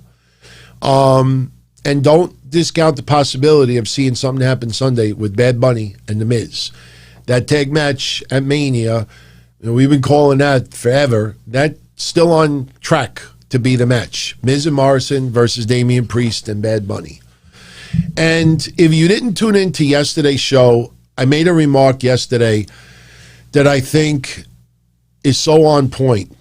It's so on point. And Adrian, I'll be happy to give you my NWA predictions. And I'll make a comment about David Marquez in a second. But I made a remark yesterday, and I got a little bit of email feedback about it. The best way I could describe how the fans are going to react at WrestleMania, finally being back at live shows after a year and a half of this COVID shit, year and 3 months. I compared it yesterday to the fans in Saudi Arabia. They watched WWE from thousands and thousands of miles away, and they finally got the opportunity to be able to go live and in person to see those people that they never had the opportunity to do. Yes, for us it's a little different because WWE tours the United States, but I think you're going to see energy at WrestleMania that is going to remind you of the fans in Saudi Arabia. K. Darty, we are going to do the quarter-hour ratings in a moment. First, for my NWA fans out there, just very quickly, they are having their pay-per-view this Sunday. I kind of call it back from the brink. I'm sorry, I tell it like it is. You know, I know there's some people out there that are gushing hard for NWA. I want to gush too. Trust me, I like gushing once in a while. We got to keep it straight up and legit, man. We got to keep it straight. You remember that debacle in August with UWN? That was a debacle. United Wrestling Network. That was a disaster. You remember they were going to do the pay-per-views and the weekly things, and it failed fucking miserably. Well, check this out. David Marquez, one of the announcers on NWA. He's not being brought back as of right now for NWA. A lot of fans were asking him, you going to be there Sunday? No, I'm not. No, I'm not. So David Marquez wrote this, I think today. He wrote, and I quote, "I'd like to thank all the NWA fans who have included me in their enthusiasm for the return of power. I'm excited too, but I must admit that I will not be appearing for the upcoming episodes because I wasn't invited back. It's a great feeling that the brand and myself are so well associated. I became the NWA Missouri territory owner in 1997, and I've had the best of times and the absolute worst, representing the promotion all over the globe. If this is my final exit from the company, I extend a hearty handshake and appreciation to everyone who has fought to keep this storied institution going and wish the current management continued success." And he also brings up that he's got a lot of other projects going on. I personally think, plain and simple, that David Marquez, owner of UWN, and with all due respect, that pathetic way that NWA was handled in August and September of last year, I don't think NWA is quite happy with David Marquez right now. A lot of people don't want to bring up August and September of last year. I do, because I'm not looking to make friends with Billy. I'm not looking to get tweet fucked. I'm not looking for free stuff, and I'm not looking for acknowledgement. I'd rather be straight up. And some people may respect that. Some people may hate it. And the fact is that when they tried to do this merger with UWN, that they were going to be the provider for NWA with pay-per-views and TV and this and that, and they did that garbage. We saw Thunder Rosa defending the NWA Women's Championship 3 months after she lost it. And I even saw goofs, hey, you going to watch Thunder Rosa defend the title? I've seen Serena Deeb defend it twice on AEW. Right? What are you talking about? What are you smoking? He handled it pathetically. So if I was NWA right now, yeah, I wouldn't do business with him right now. I like David Marquez. And I think David Marquez will eventually be back in NWA. I do believe that. But I don't blame NWA saying to him right now, nah, look, we're doing this thing with Fight. Yeah, we're good right now. We're good. Stay away for now. That's how I look at it. I am drinking what I drink every night, Gerolsteiner. It is sparkling water with a lot of minerals in it. Because I'm on this keto diet, I need like lots of minerals like magnesium, potassium, and other things. Otherwise, I get horrible headaches and other shit that's not fun. So I drink 2-3 bottles of that every day. So thank God my father owns a grocery store because I could get it at cost. Otherwise, I'd be my stimulus check, that $1,400 check. If I didn't have my dad owning a grocery store, even though he's retired and we kind of run it, if it wasn't for him opening that store, I could say my stimulus check went to club soda. Yeah, I like sparkling water. Absolutely. So Sunday, we have Nick Aldis defending the NWA heavyweight title against Aaron Stevens, a tribute to the question mark as well. It will be a fun match. You will see some question mark moves done in that match, but in the end, Nick Aldis will retain. Crimson versus Jack Stain versus Clearwater, Jordan Clearwater versus Slice Boogie. To be honest with you, I narrowed down to Jack Stain or Slice Boogie. Something about Slice Boogie that I like. It's something about him that I like. So because I kind of enjoy his work and I don't see Crimson, I don't think I want to see that progression. I'm going to go with Slice Boogie to win that match. Elijah Burke defending the NWA Television Championship against Thomas Latimer. I'm going with Elijah Burke to retain. As you see, I don't expect any title changes Sunday. Tyrus, somebody who I met last year, I like him for various reasons besides wrestling. He is making his in-ring return, taking on JR Kratos. Is that how you pronounce it? By the way, thank you, everybody. Meme.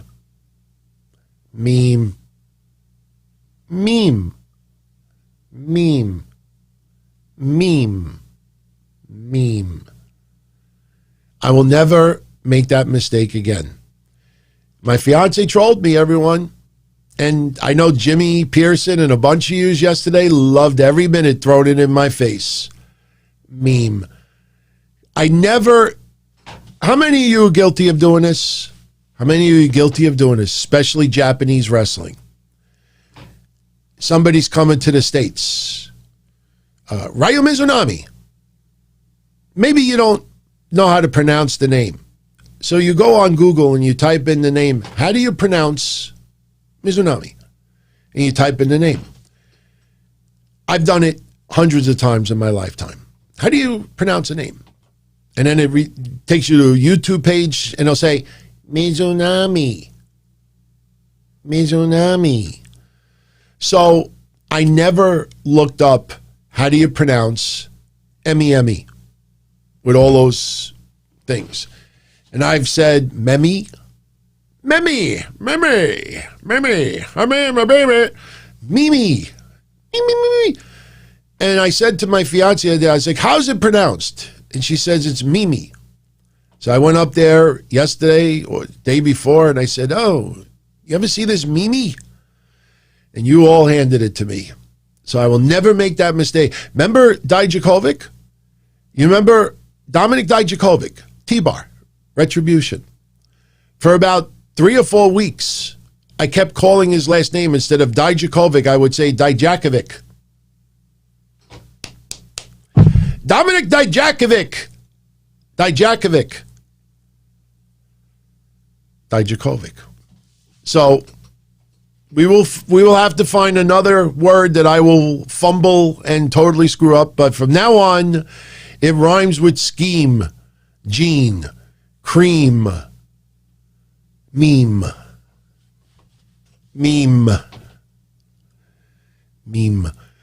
Darren is putting up crazy Japanese words to try to get.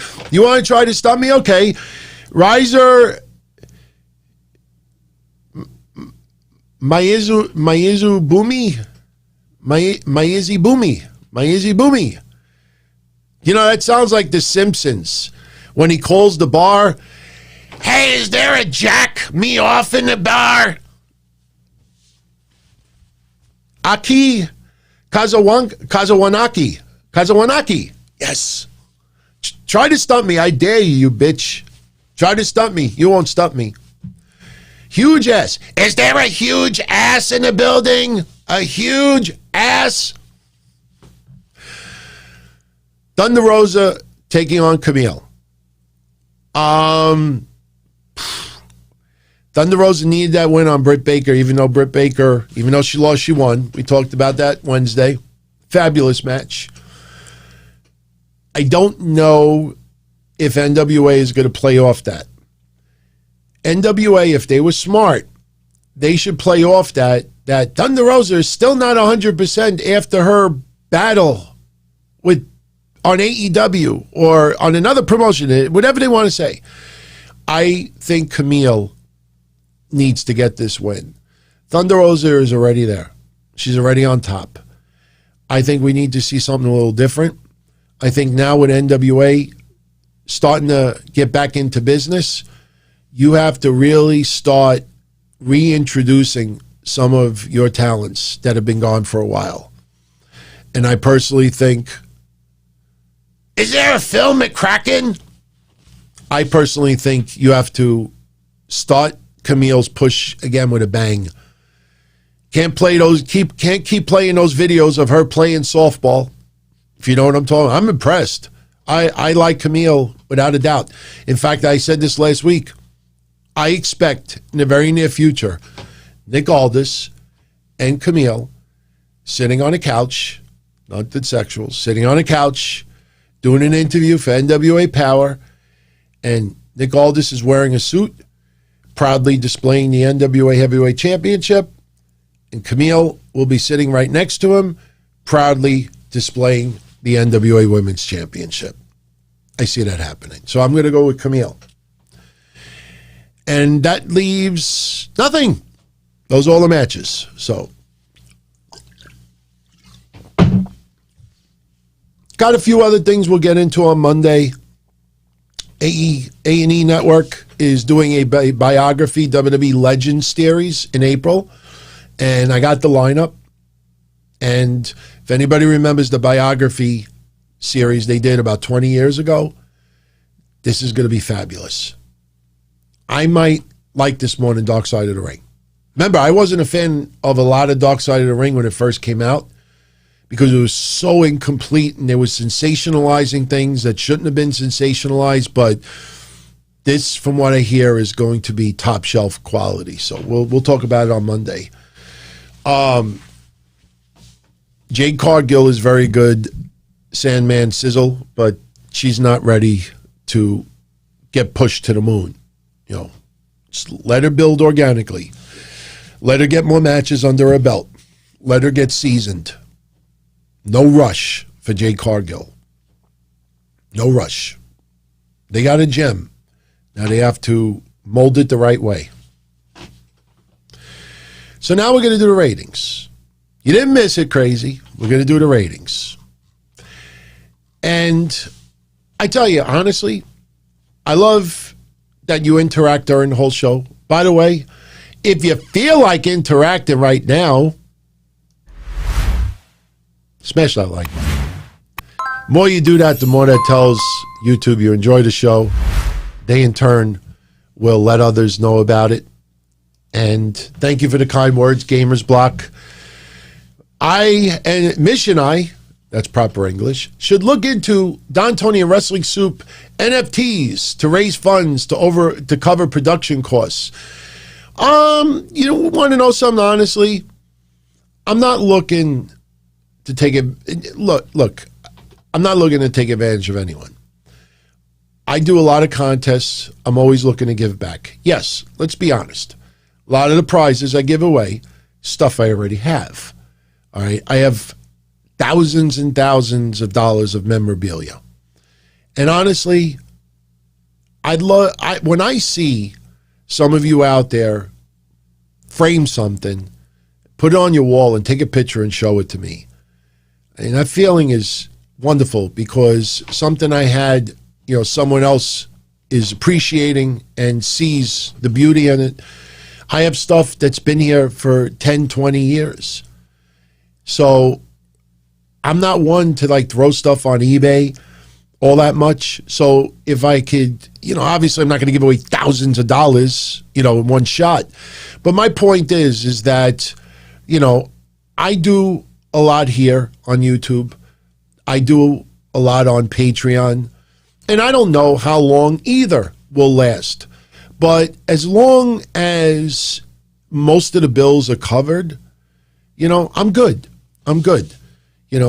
That's so money is not an issue. And Gamers Block, honestly, I always bring this up. I try not to bring it up anymore because I don't want it to come off as a bad thing. But I've been doing this since 97. And since 97, for about 20 years, every penny that was needed to run the shows, I paid it out of pocket. There was no magic, fountain of money coming in somewhere. So, and I did it because I loved what I was doing. And without it, the shows wouldn't have existed. So luckily now you all have stuck through this and we've been able to progress and have what we have now. And we're just getting started. So honestly, we will do things for charity. I'm going to be doing a 12-hour show within the next 2 months. I'm already preparing for it. I'm preparing to have a couple of people come on with me. Gonna ask a few people.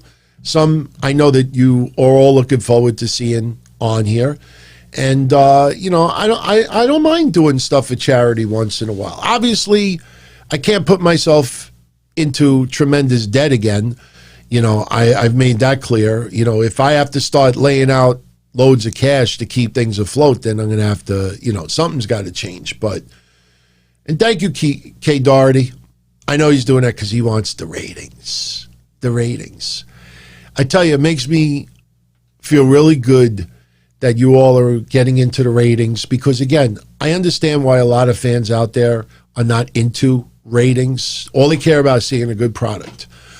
But when you know that someone is trending horribly over and over and over and over and over again, and you see that person de-pushed, lose a title, taken off TV, you have a pretty good idea as to why. And again, the Finn Balor stuff, I tell you, I'm a little baffled about the Finn Balor stuff. But that's something that we've been calling for a while now. And Finn Balor, his stock is going down and down and down. Rise over here, that's why they're doing a title versus title with Kenny Omega and Rich Swann. So Tony Khan could buy Impact. Kenny Omega could become the undisputed champion. Listen, Impact Wrestling has Rich Swann as the champion. Rich Swann is a very talented wrestler, and he's been a decent champion, but that does not tear down requests for pay-per-view buy rates. And when they have fans back, he's not one of those giant money makers. They need that pristine, big name, marquee name that could represent the title, and there's not a plethora of people there. So if Kenny Omega held that title for a little while, that immediately elevates that title, and I don't think Impact Wrestling would be against it. But I don't know about Tony Khan actually buying Impact Wrestling. There is so much involved besides library and commitments overseas. I'd be very surprised if that would happen. SoFly, he goes back with me a long ways. He remembers for so long I gave entertainment for free, and he gives back wherever he can. I appreciate them, my friend. Like I say, there's too many people out there that clickbait, that lie, that have to have some type of gimmick, to try to get people to tune into their stuff.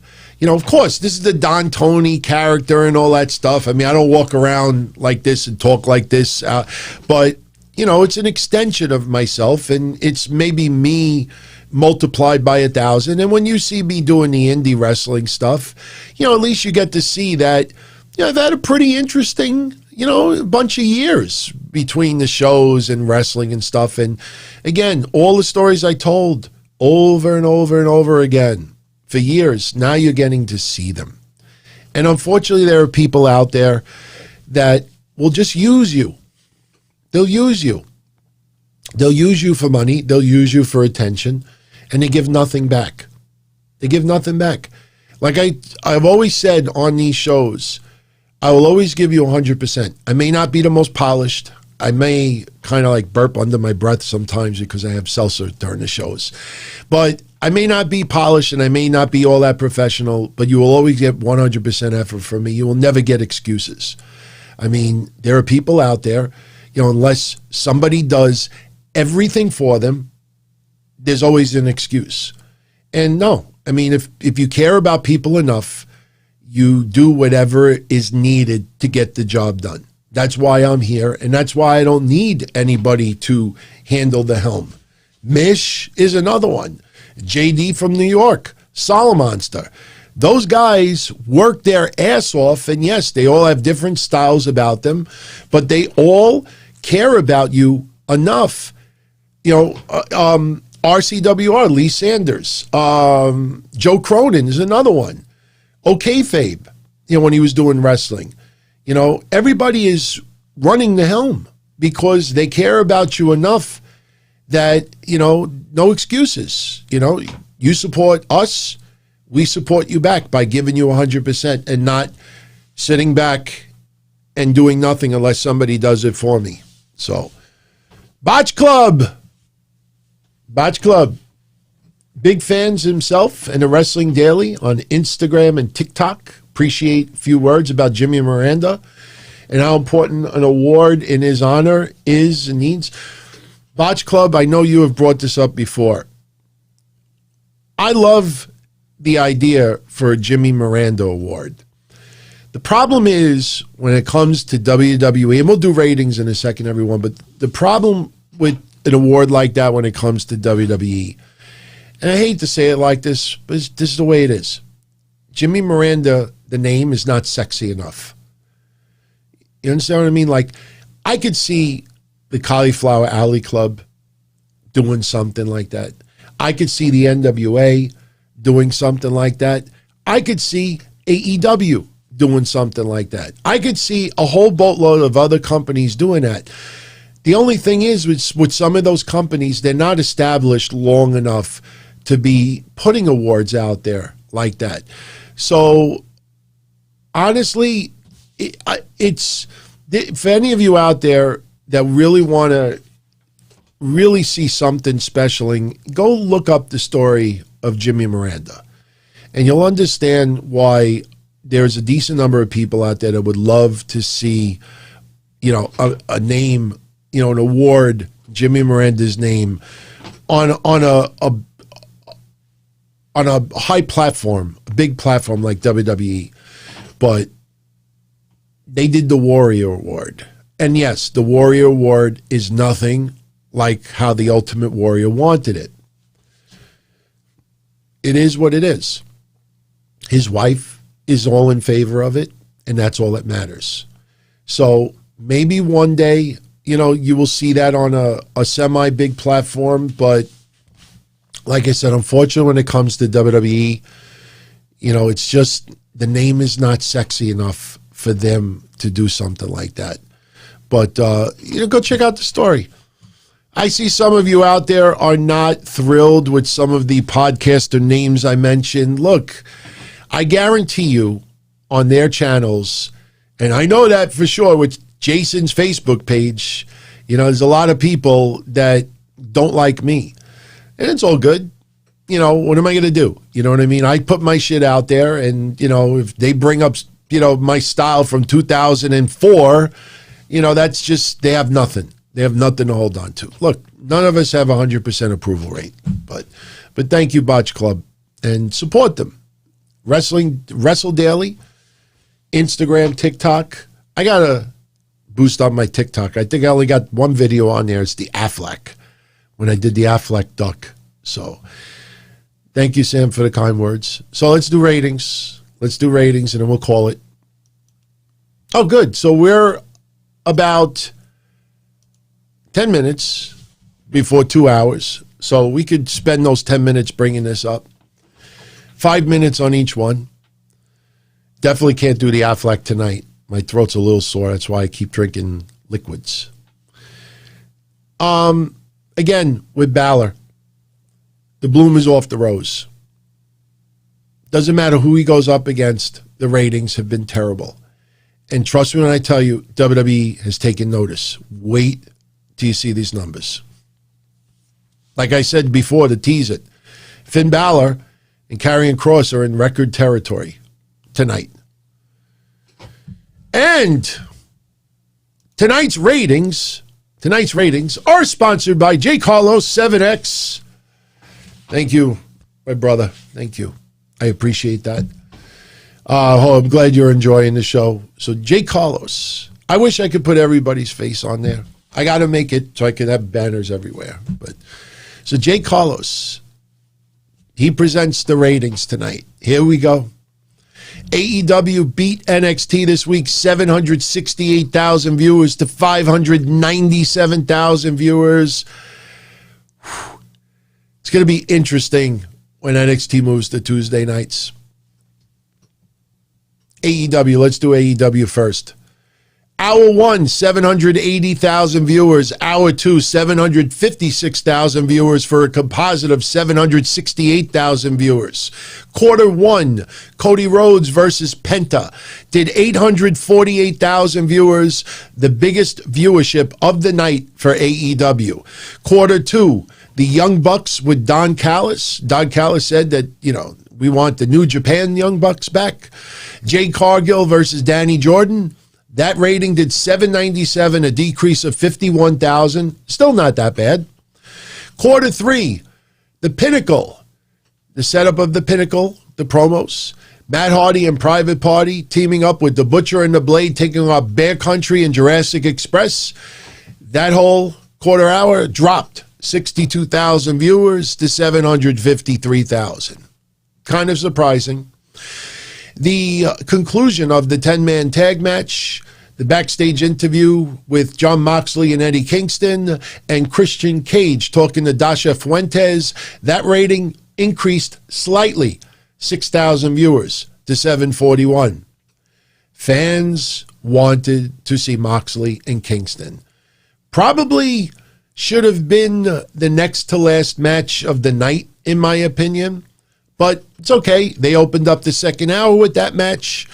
That quarter hour drew 835,000 viewers, an increase of 94,000.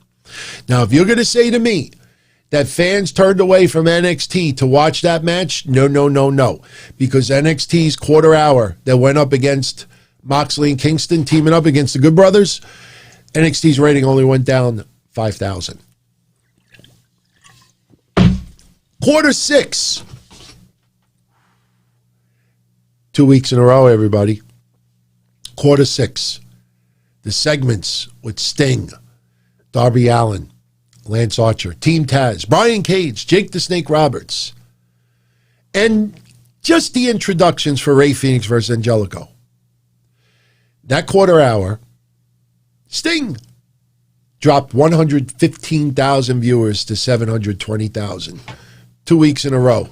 Sting's quarter hour and them fucking with Lance Archer resulted in a big drop in ratings. They take notice of things like that. Quarter number 7, the end, majority of the match with Rey Fenix versus Angelico, the promo of Miro and Kip Sabian accepting the match for next week, and the introductions for Dr. Britt Baker versus Thunder Rosa, that rating dropped another 44,000 to 676. But the main event, Britt Baker versus Thunder Rosa, that quarter hour increased 115,000 viewers to 720. So in the end, that main event drew less than the average. But still, 119,000 viewer increase. Decent. So 768 is the average. These are the quarters. 848, 798, 735, 741, 835, 720, 676, 795. So there you go. Actually, no. The final quarter for Thunder Rosa and Britt Baker did better than their average, but still pretty much, that was only the third highest quarter of the night. So now we go to NXT. Check this out. Run DMC. NXT, Hour 1, 619,000 viewers. Hour 2, 575,000 viewers for a composite of 597,000 viewers. Opening quarter, Finn Balor, Karrion Kross, and Scarlett confronted by Oney Lorcan and Danny Burch, setting up the match for later in the night. That quarter hour drew 663,000 viewers. Quarter 2, which was Dexter Lumis versus Austin Theory, and the interview of Tommaso Ciampa in the back, that quarter hour dropped 29,000 viewers to 634,000. Quarter number 3, which was Ember Moon and Shotzi Blackheart accepting the challenge of Aaliyah and Jessie Camilla next week on NXT, and the match between Raul Mendoza and Joaquin Wilde versus Breezango, that quarter hour dropped 40,000 viewers to 594,000. Quarter number 3, the final moments of that tag match, the confrontation with Santos Escobar and Jordan Devlin, that quarter hour dropped another 11,000 viewers to 583,000. Quarter number 5, Dakota Kai versus Zoe Stark, and then Io Shirai coming out and challenging Raquel Gonzalez at TakeOver. That quarter hour dropped 6,000 viewers to 577,000. So far, every quarter has gone down. This is the only quarter of the night where the rating went up. The only quarter of the night. Ready?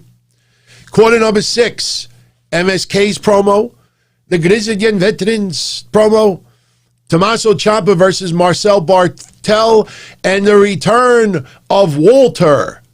That quarter hour went up 47,000 viewers to 624,000. Walter was the only increase of the night. Quarter number 7, the segment with Kyle O'Reilly being arrested, driving Adam Cole, or trying to run him off the road. LA Knight's promo, and then LA Knight's match against August Gray. That quarter hour, LA Knight's been on NXT 2 weeks in a row. LA Knight's quarter hour has gone down. That quarter hour dropped 52,000 viewers to 572,000. And the main event, Finn Balor and Karrion Kross teaming up against Oney Lorcan and Danny Burch for the tag titles, and the eventual beatdown of Karrion Kross to Finn Balor. That quarter hour dropped 45,000 viewers to 527,000. And from my records, that is the lowest quarter hour main event in the history of NXT on USA. I looked up quarter hour ratings since I've been doing this, and I checked the final quarter hour, the main event for every NXT episode, and the only other episode that I could come closest to that number was October 21st of 2020. That was, once again, Oney Lorcan and Danny Burch winning the tag titles from Breezango when Pat McAfee showed up as a surprise. So that quarter hour did 555,000 viewers. So this past Wednesday, Oney Lorcan and Danny Burch now own the worst main event quarter hour in the history of NXT, the second worst quarter hour in the history of NXT, and this time around, you dragged Finn Balor and Karrion Kross into record territory as well. It's not against Europe, but you hear me say it every week. Grizzled Young Veterans. Imperium minus Walter, Oney Lorcan and Danny Burch. Nothing about those 6 guys have impressed anybody in ratings at all. They're going to have to transform their characters. Unfortunately, maybe add a little comedy, some crazy skits. Other than that, they're not draws. that quarter hour, and remember, NXT had 5 days notice of what happened with Britt Baker and Thunder Rosa. They knew what they were facing because that match was pre-recorded. They still gave us that. NXT deserves to have the worst final quarter hour in the history of NXT on USA. Not for a very long time, but still. That's awful. Good thing about it is that Finn Balor is still a superstar. Karrion Kross is going to be a megastar. And NXT can turn it around. But you see, and once again, the quarter before, quarter 7, for like 7 weeks in a row, they put stuff on there and it doesn't generate an increase. In fact, they put some of their goofiest of the goofy in quarter 7. So that is your quarter hour ratings. So before I go, something came in tonight that who got surgery on their hand? Oh, it was shit. Who's the, somebody saw it. I'm drawing a blank right now. Who's the NXT wrestler that debuted not too long ago? They just announced tonight that he's got a broken wrist. Kurt Stallion, thank you very much, Soulfly. Kurt Stallion announced tonight, never been injured, never had to take time off in his entire wrestling career. Last week while training, he broke his wrist. And so I don't misquote him. He said, and I quote, "Against the better judgment of those much wiser than myself, I've yet to miss a booking in my entire career because of injury. That is until now. Last week while training, I fractured every bone in the left wrist. With that said, I will be having my first ever surgery to put plates and screws this Wednesday." I mean, you're going to get injured. You might as well go all fucking out. This guy's getting plates and screws in his wrist. That's it, man. Probably don't want Stallion in your name because you know what happens to stallions when they get injured. They're put in the back of the shed. You know, we don't want that happening to Kurt Stallion, but that is not good news. So we wish him the best. You know, seriously, that's got to be terrible. I mean, surgery and injury is bad enough. Plates and screws don't bend. Trust me, I have plates and screws in my hip and my pelvis. And trust me, you try to bend a certain way, you're reminded screws and plates don't bend. So, the glue factory. Yes, that's right, the glue factory. So, everyone, I'm going to jet out of here. Thank you again, my friend, Jay Carlos. Thank you for that. I really appreciate it. And thank you all for joining me tonight. So, I'm going to jet out of here. Don't forget, this Sunday night after Fastlane, I will be right here giving you a recap. I personally, and I'm not just trying to be wishful thinking, I personally think this pay-per-view will be very good. It's going to be really difficult for them to blow this one. You know, Drew McIntyre and Sheamus are going to tear it up. I think Seth Rollins and Nakamura will be awesome. We will have The Fiend return. It's got to happen. Roman Reigns versus Daniel Bryan is not a question of who's going to win the belt or retain. It's just a question of what's going to happen during that match. And the others, you know, it is what it is. But, you know, we'll watch it. And we'll be honest. We'll grade it how we see it. And much love, everyone. One final time, if you don't mind, if you're enjoying the show, I got to hide behind the thing. If you're enjoying the show, smash that like button. Let YouTube know that you enjoyed the show. They, in return, will let others know.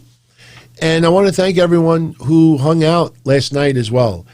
The vibe last night was awesome.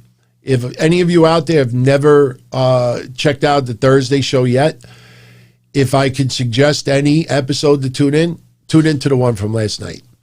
If for anything, just to see my goofy ass getting the shit knocked out of him in an indie wrestling ring for about, well, the segment's 20 minutes long, but, you know, I took a little bit of a beating. Everybody seems to like it, but I'm out of here, everyone. Much love as always. I'll catch you all again Sunday night after Fastlane and Monday night after Raw. So peace out, everybody. Good night. Take care.